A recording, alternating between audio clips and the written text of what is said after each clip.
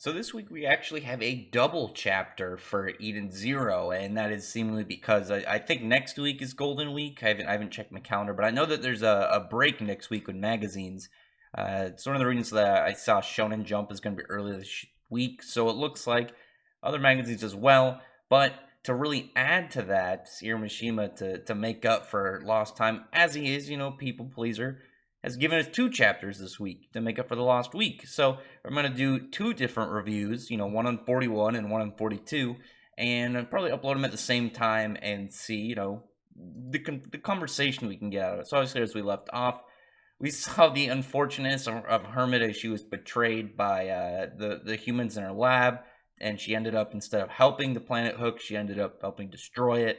And she just ended up as the last robot in the whole crew, the last android, and she's pretty much just been a test subject to the pretty sadistic doctors, well, not doctors, professors, whatever they are, scientist guys of that lab. And I kind of can get the idea of robots in general, of treating them like machines. If they were, they're just robots, they're literally just humanoid looking computers walking around. But when they're sentient, I don't understand why you would act like they're just, fall around like pieces. At that point, they really should just. I feel like they're pretty much people, especially the fact that they're robots at that point, because then they're also going to be able to outlive you and be smarter and stronger. I don't know. Foolish thinking. This is how we get Terminator futures. But the scientist dude, whenever he gets frustrated, he ends up just like abusing poor Hermit's like, or just her upper half that's been strung out, as like she's got like hanging parts all like just out in the open. And after a while, when this dude just is finished with her, they put her back together and then put her in a cell with like a bunch of other robot parts.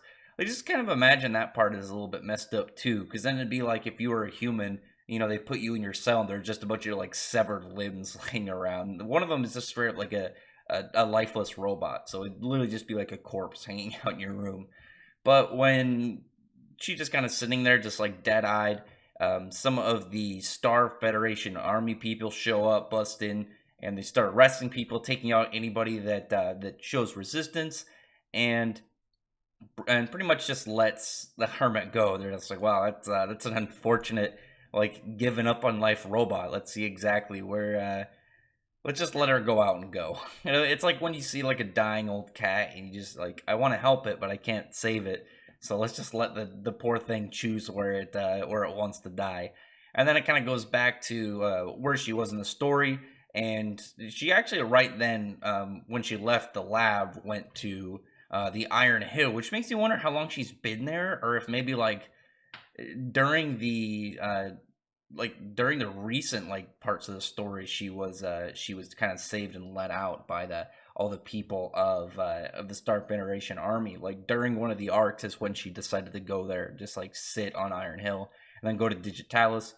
It has to have been at least a long while, because obviously the people in there knew about her, but she just letting pretty much the shit fall apart, and Shiki while trying to catch like this big big bolt that's like falling down, gonna hit her. He tries to catch it, domes himself right in the head.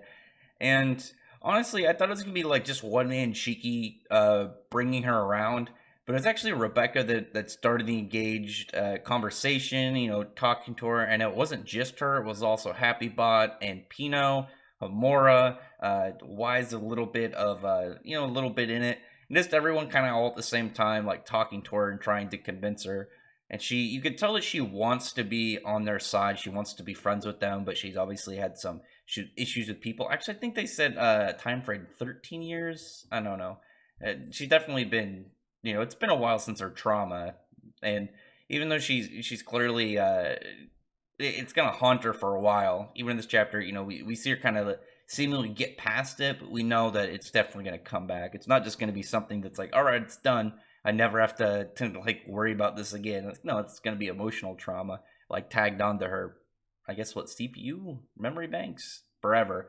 But well, unless someone deletes it since she's a robot, I don't know. But during that all, when she seems almost kind of like ready to switch, but then starts to falter again, starts to really like panic. Shiki comes in, starts talking to them, and he talks about how like the reason that he can't leave them is because she's been crying this whole time, and they want to help her. And when she's talking about how like she doesn't know if she can do it, and she's like, if you can't believe in humans and you can't believe in the other people, because she also doesn't like other machines that trust people. Obviously she's got those trust issues, from a pretty reasonable experience, but she just like doesn't even want to deal with them. And she just pretty much tells her if she can't believe in the machine, she can't believe in the humans, then she just has to believe in herself, her own decisions, and trust what she decides, which is really nice for him because he then puts it up to, we're not forcing you to do anything. You have the power to make the decision yourself. Do you want to trust us and save the ship, or do you want us all to just crumble away in the dead of space? It's all up to her.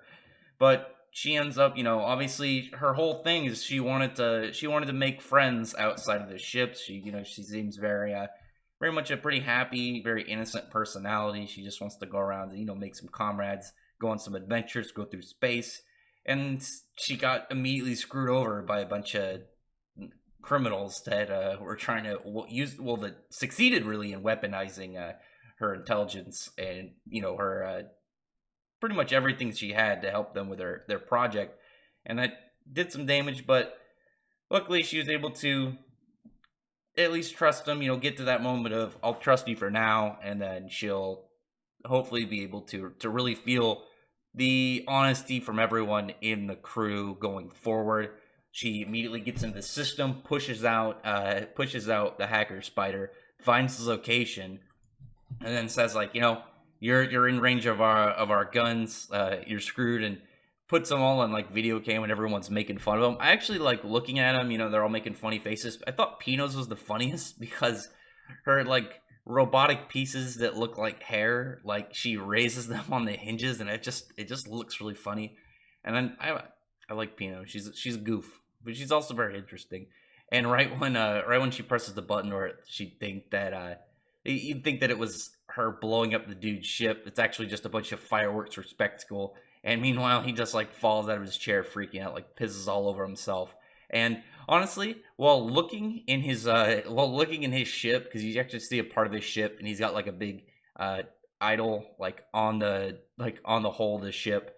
The ship itself looks cool, and then he just got this big idol on it. But then like when he falls over in his chair, I gotta say, like other people probably looking at the fact that the dude pissed his pants out of fear. But I'm looking at him, just like looking at his room in general, looks disgusting. He's got trash on the floor, doesn't look vacuumed. He's got USBs and stuff all over the place. Disgusting. And they're all just kind of laughing at him and having a good time. And meanwhile, Witch is just looking at her and seeing the smile return to Hermit. A good thing. They return the smile to the Loli bot, and everyone will do good over it. So that'll be a nice thing. Even if it's not a permanent fix to her personality, from the damage that it got, it's definitely going to, open her up for being able to trust all these other people. And obviously they're all very honest. They're all good people. They're all going to be treating her kindly. That it's just gonna, gradual fix from there. So glad to see Hermit better. Glad to see that she was able to trust other people, but also trust in herself, which is really nice. But other than that, tell me in the comments what you thought about this chapter. Very fun, the way that the payout was, but also just a really nice emotional bit we got with this character. It's always nice to see Hiromishima's backstory writing able to keep the ones that he wants to be really sad and depressing to be very sad and depressing. Like the other ones, Sister, Witch, Shiki, Rebecca, Wise, none of the others really had that sad of a backstory. You had Rebecca's that was a little bit of a tearjerker, but nothing this depressing until poor Hermit. Other than that, like I said, drop a comment below on what you thought about this, and I'd really appreciate if you would thumbs up the video, befriend the like button, and the subscribe button, stuttering right near at the end. And check out my other videos. But other than that, I appreciate everyone who's already subscribed, and I thank you all for listening. Bye.